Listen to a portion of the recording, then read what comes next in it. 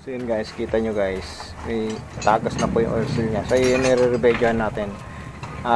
Ayusin po natin yung shock, tapos gagawin natin mukhang bago.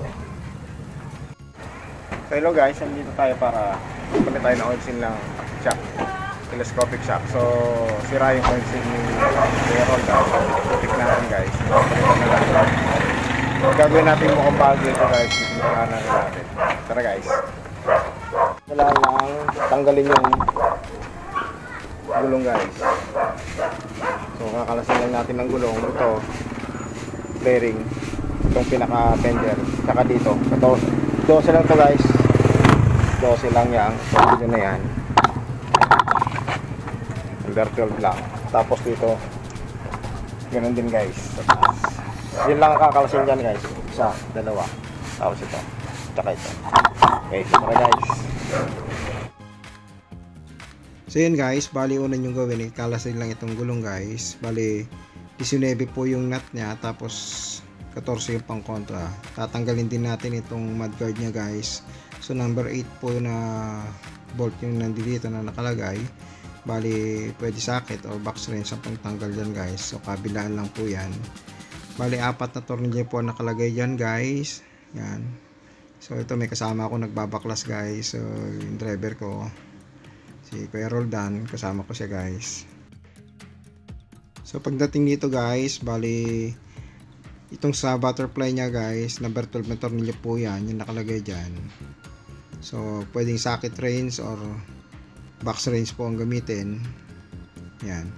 So pwede pong sabay na kalasin yan guys. Kagaya sa akin, dalawa kaming tinulungan ako nung Kuya Roldan na magbaklas, kaya para mas mapapabilis. So pwede po pagsabayan na kalasin yan guys, kasi naka-center stand ka naman yung motor, so center stand mo siya. So luwagan lang po yan, pwede hindi natanggalin yung tornilyo, luwag lang.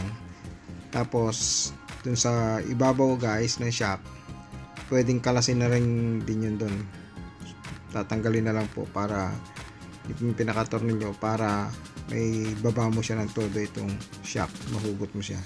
So yan guys, yung isa nakita nyo, napansin nyo nahugot na siya. Itong isa medyo matigas guys, so kailangan dito ng pang shock. So kung hindi nyo siya mahugot guys, kasi mahigpit pa yung kinalalagyan niya, i-shock nyo lang ng martilyo yan guys. So kumuha lang ng pamukpok guys para matanggal. Yan guys, so bali ito po yung 12mm bolt na nakalagay doon sa shock sa ibabaw. Guys, kita nyo, bali sira na itong shock talaga guys, yung pinaka oil seal nya. So ito yung ayusin natin guys, kakalasin natin.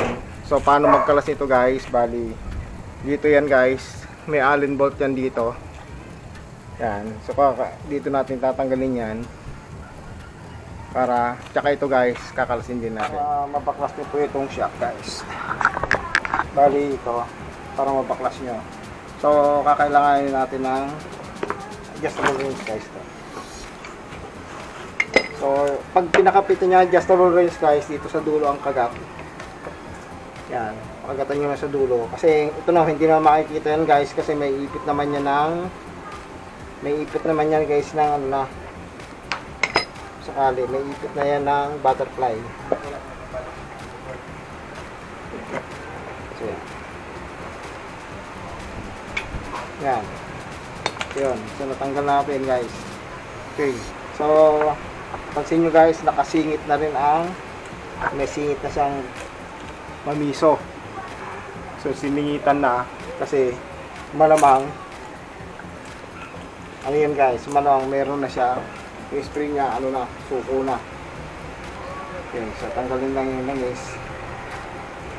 Yan, so halos wala na siyang langis guys. Yan o, wala na siyang langis na tumulo. So may suko na yung spring, so papalitan na rin natin yung spring yan guys. Okay, so yan po. So bali dalawa yan guys, kakalasin. Ganun lang po ang pag-ano yan guys. Yan. So ito, pagdating dito guys, para mahugot nyo guys, kakailanganin ninyo na complicated na 12mm guys na deform bar. So ang gawin nyo guys, i-tapered nyo lang yung dulo guys. Ito, tapered nyo, gawin yung ganyan kasi yan ang pangkokontra natin sa loob guys dito. So yan po, pasok nyo rito yan, pasok nyo para makalas natin yan. Tapos sa kabilang dulo guys, by script para makontra yan. Tapos i-ganon nyo lang guys, itaas nyo. Okay, okay. Tapos kailangan nyo ng 5.5 mm na Allen wrench. So yan. Okay. So yan guys, bali pakita ko sa inyo. So dito, so i-din nyo lang na ganyan guys. Yan. Tapos luwag. Okay, so kita nyo guys. Yan. Kasi iikot yan guys pag wala kayong pangontra. So yun. Yan, ganyan guys ang pagkalas ng shock. Ito itong ginagawa natin guys, mano-mano ha, na pagkalas. So wala tayong gamit na impact. Pero kung may impact rin ka guys, pwede yun. Pero minsan kasi naikot talaga yan pag wala kang pangontra. Yan. Napakita ko sa inyo guys kung bakit kailangan nun deform bar. Yan, so nakalas natin guys yung tornilyo. Okay. Yan. So ito po siya guys, yung lock ng telescopic.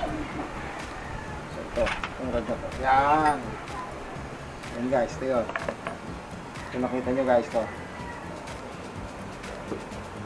Yan po yung lock nya. Yan. So, diba? Oh, so pinasok lang natin ito yun dyan guys. Yan, dyan siya nakatukod. So ganun lang po ang pagbaklas ng shock guys. So ito, may hiwalay mo lang ito guys. So may langis pa siya. Ayan, bali yung spring nya guys oh, sa loob. Ito siya guys. Kaya palitin lang bukod sa oil seal, palitin din ang spring. Okay. So ito yung nakikita mo naman, ito yung pinaka ano niya guys. Yung lock ng shock.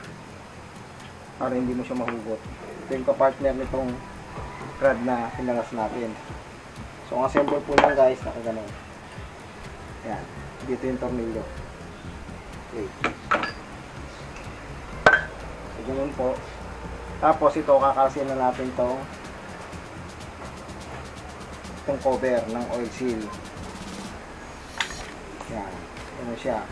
Tapos pagdating dito guys, yung circlip. So may circlip yan. Yun. Nakalas na yung circlip guys. Ito. Okay. Ito yung circlip. So yun po, bali pagkatapos tanggal na yung circlip, so sikotin lang po yung lumang oil seal para matanggal. So yan po. Yan, natanggal na natin yung pinaka oil seal niya. Yan. So pag okay na, natanggal na siya, pwede nang linisan po yan. Buo. Yung tube niyan. At sa paghuhugas naman po, kumuha ka lang ng gasolina. Bali, isalin mo lang sa isang lagayan guys. Tapos paintbrush, kumuha ka ng paintbrush para yan ang gagamitin mong panlinis sa sa mga pyesa. Bali dalawang shock po yan guys, yung nililinisan natin, yung pinapalitan natin ng oil seal. So hindi ko na pinakita sa inyo yung isang shock na kung paano kalasin kasi pares lang din naman. Bali left and right po yan, yung shock na yan. Bali dito sa paglilinis naman po ng telescopic cylinder nya, ganyan lang po ang gagawin nyo. Bali lagyan lang ng gasolina sa loob, tapos alog-alogin lang. Ganun din po yung outer cylinder guys. So lagyan lang ng gasolina, alog-alogin lang din, tapos punasan ng loob. So yun po, pagkatapos linisin lahat ng pyesa at cylinder, so ibabalik na po natin yung mga parts na tinanggal natin. Simulan natin guys, ito yung pinaka part number ng oil seal guys. Yan.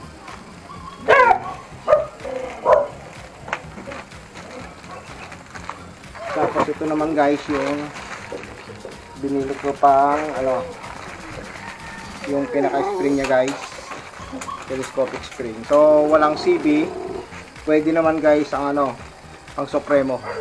Magkasing haba lang yan guys. Supak natin. So yung portion na ito, yung nakaganyan guys, ito yung nakaganon ha. Okay, yung nasa loob.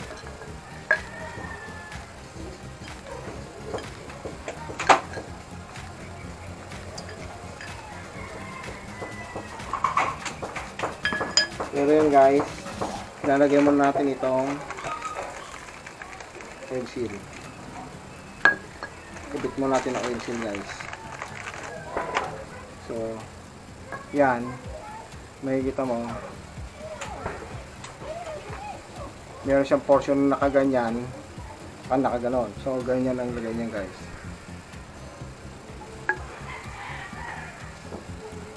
Lagay kayo ng oil seal, langisan nyo lang guys yung paligid para madulas guys, para hindi masira yung oil seal. Okay, yeah. Para hindi rin masira yung o-ring mo, yung oil seal mo. So lagyan mo ng bearing guys para siyang papantay guys.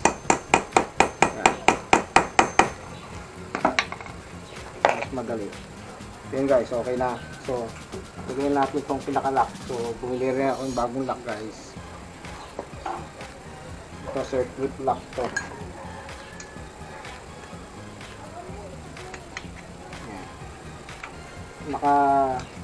Nakatutok lang yan sa group.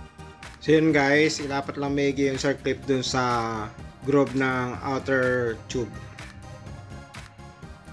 So yun po, kapag inassemble mo huwag pong kakalimutan na ibalik yung inner tube lock.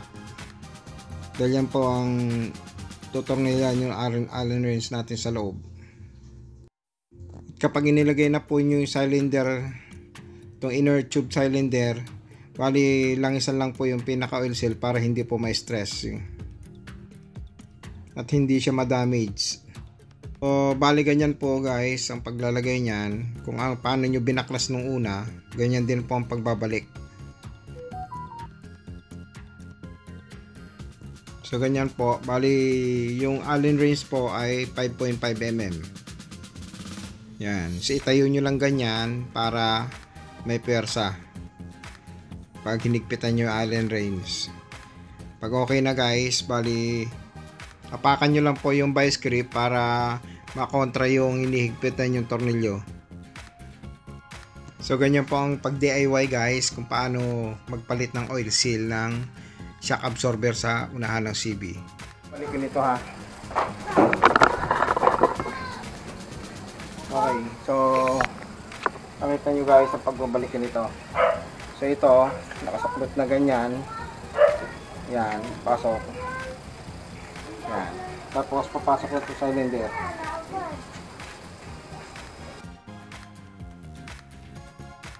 So yan po, kapag nakapasok na yung cylinder, yan, bali kunin nyo na yung tornilyo guys, yung tsaka Allen.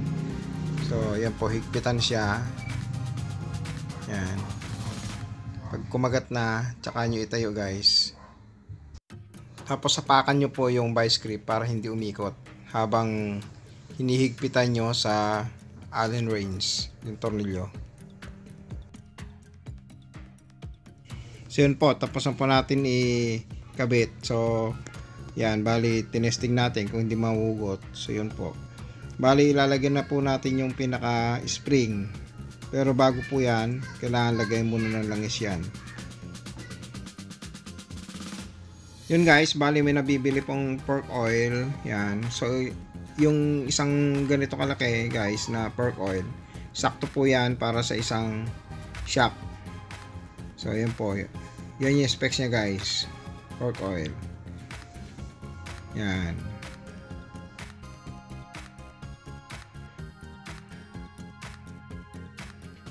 So yun po, bali iubos nyo po yan sa isang shock. yung laman yan. Yan, isalin nyo lang po. Pagtapos po isalin, bali hilain nyo po pataas. Yan, tapos tsaka ilagay yung spring sa loob. Yung inner tube spring. Yan. Tapos kunin po yung lock at ilalak po sa dulo yan, guys. Yan. So ididiin po yung lock na yan at hihigpitan. So pagdating dyan, guys, ingat kayo kasi pwede po tumalsik sa inyo yung lock ng spring. Meron yung washer, yan. Mamaya makalimutan nyo ilagay. So lagyan ulit na lang ito, guys, para hindi, purpose nyo, guys, para dumulas yung oil seal. Ilalagay nyo. So ganito pa rin yun, guys. Yan. So pangalawang shock na itong gagawin natin, guys. Yan. So may malalim na portion. So nakaganon ang kabit. Yan. Okay. Ngayon, para hindi kayo mahirapan, guys. Kasi mahirap yan, baka mapunit. So kuha kayo ng bearing na 6302, guys, yan. Yung bearing na gamit ko. Para yan ang pantay nyo, guys, sa ano. Para tumulak sa pababa.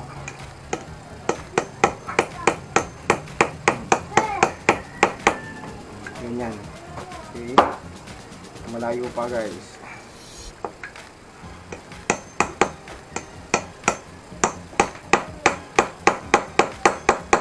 Yan. Ganyan, discard, guys, na ano, yung gagawin niya. Yan na. So, yung lock ulit, guys. Lagyan natin si lock. Circlip to, guys, circlip.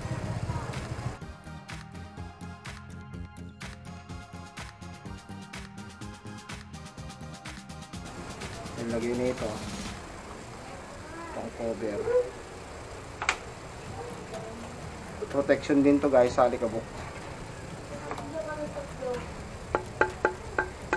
Okay, same procedure, guys. So ito yung portion na to, ito makinis. Ito may makinis, medyo tapered, guys. Yan yung maunang papasok, guys. Ito yung nakapasok sa loob. Yan, ganyan. Tapos ito ulit, guys, itong cover nya yung maglalak dito yan. Yan.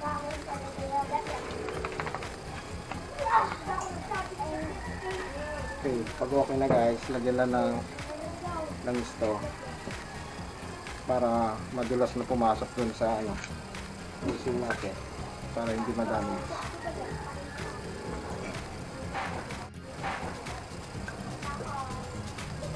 Ganyan, guys.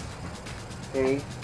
Then sabi ko kanina, para may ano nyo, makontrahan nyo yung kabilang side, yan ang gagawin. Yung pamalit na pintor ninyo, guys, na binili ko. Yan. Almost ano to 10mm na yung ano nya. Bali,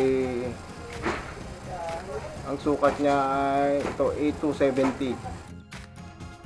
So yun po, guys, bali kung paano natin in-assemble yung unang shock, so ganun din itong pangalawa. Same procedure lang din po yan, so madali lang din pong gawin. Kumbaga sa ano, parehas lang kung ano yung ginawa sa una, yung parehas yung ginawa natin sa pangalawa. So pagtapos po gawin, lagyan po ng pork oil, yan. Iubos lang po yung isang ano na yan, isang bottle na yan. Tapos hilahin bago ilagay po yung spring. Yan, ganyan lang din po kung ano yung ginawa natin sa una na shock. Same procedure lang. Pag okay na, guys, ilalagay na uli yung lock. Yan, dito kayo mag-ingat, guys, sa paglalagay ng lock kasi pwede po tumalsik sa inyo yan. So kailangan pag na-lock mo na siya, huwag mo pang bibitiwan hanggat hindi pa kumakagat yung thread. Yan, so ganyan po ang paglagay niyan, guys. So pag okay na, bali kumana tayo ng llabe tubo. Kagaya sabi ko, bali ang pagpapakagat ng llabe tubo, guys, sa pinakadulo doon ang kagat ng llabe tubo. Bali ko kontrahin nung isang llabe tubo din. Kung ano yung ginawa nyo na pagkalas nung una, same procedure po. Ganun din po ang pagbabalik. So yun guys, bali higpitan lang po na maigi para pag ginamit na yung shock guys, hindi siya kakalas. So yan guys, natapos na po natin yung dalawang shock. So linisin lang natin maigi kasi pipinturahan po natin to yung para magmukha siyang bago. Yan, so testingin muna natin kung okay siya, kung naglalaro siya ng maayos. Yan, ito yung isang shock guys, bali dalawa po yung inayos natin na yan, pinalitan natin ng oil seal. So yan guys, meron akong biniling Pilox paint. So bali takpan lang muna yan guys bago isprayhan ng Pilox paint yung body niya guys. So wag niyo idadami lang yung pinaka inner tube guys ng cylinder. Itong outer cylinder lang, cylinder tube lang po ang pinturahan. Yan. So para magmukha siyang bago pag ginamit na. Bali yung pinipintura po natin na Pilox paint na yan, bali saglit lang po yan matuyo. So yan, gawa na po natin yung isa. Tapos na pong magawa, so linisin lang natin yung mga pumayat na pintura. So yan po, natapos na po natin palitan ng oil seal tsaka inner spring itong telescopic guys. Bali napinturahan na rin po natin para magmukha siyang bago. Gawa na natin yung shock guys, so kakapit na natin, napinturahan na natin guys. So ibabalik na po natin guys. Kung paano nyo kinalas, ganun din pagbabalik ng guys. So simple lang. Sinitor ninyo sa ibabaw, ilagay na muna ito ninyo sa ibabaw bago kayo mag-upload dito guys.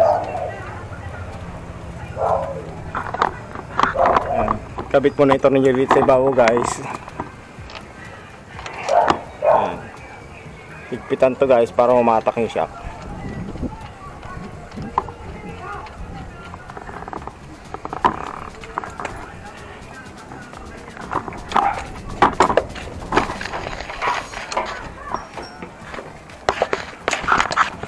Yan. Higpitan guys. Huling higpit doon sa bandang gitna guys. Yan. Higpitan muna. Pag may higpit na yan guys, kaya tayo maghigpit sa gitna. Hop. Yan.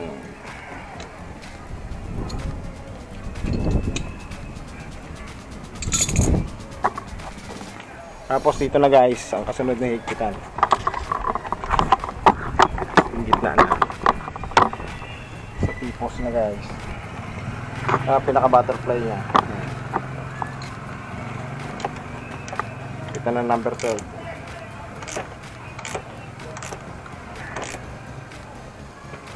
Yan, ganyan lang kasimple guys. Pag nagpalit ka man ng shock or mag-ayos ka man guys, ganyan lang kasimple. So same procedure guys, kaliwat kanan, ganyan lang din ang gagawin. Okay. Simple lang guys. So ito na. So ibabalik na. Ang gagawin dito guys, instead na yung yung goma muna guys, yung gulong muna ilalagay nyo para makita ko nakasentro itong, kasi kaya bakit gulong muna mo guys, titignan natin kung sentro itong axle dito. Kailangan magsentro yung dalawa na yan, baka mamaya hindi balance. Yun. So check natin yan guys. Mamaya hindi magsentro to, kaya unahin natin yan. Kailangan balance yung kabit niya. So pwede natin ihuli na lang yung mudguard guys.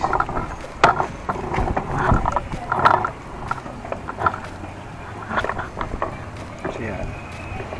Yan. Tapos itong axle.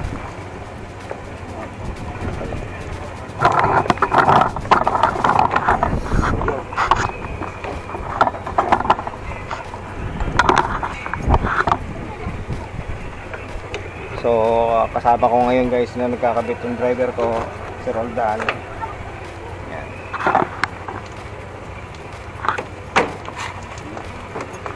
Yan. So kung mapapansin nyo guys, sakto siya, sentro. Hindi tayo nagka-problema sa pagkakabit. So okay na. So ibig sabihin, balance po yung pagkakabit nitong shock natin. Kaya ganon, pantay yung pagkakasa. Kasi kung hindi pantay ang shock mo guys, maaaring mas mababa ito guys, ito. Okay, mas mataas. Hindi magbabalance yung dalawa kung hindi parehas ang pagkakalagay ng pagkaka-assemble mo ng shock guys. Pag ganun kasi guys, pwede kasing spring sira. Ganun yun. Palit ka ng spring guys. Okay. So balik na natin yung mudguard. So yun guys, bali kakabit na lang natin yung pinaka lock ng ano guys, gulong sa lock. Okay, so yan. Tapos mudguard na lang guys, babalik. So yun po, yung mudguard hinuli natin kinabit para ma-align natin yung gulong kung hindi po tabingi yung shock na kinabit natin. So yun po yung purpose niya, kaya hinuli natin yung mudguard na kinabit. So saglit lang din naman ikabit po yan, yung mudguard. Number 8 lang na bolt po yan.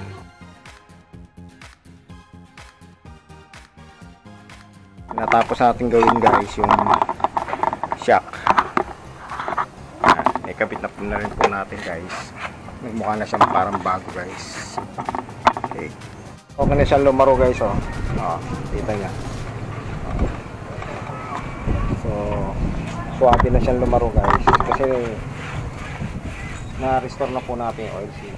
So, natin magpalit ng oil seal nitong telescopic shock ng CB125. So, sana may nakuha kayong kalaman sa vlog ko na to. Thank you for watching. Please like and subscribe to my YouTube channel. Thank you.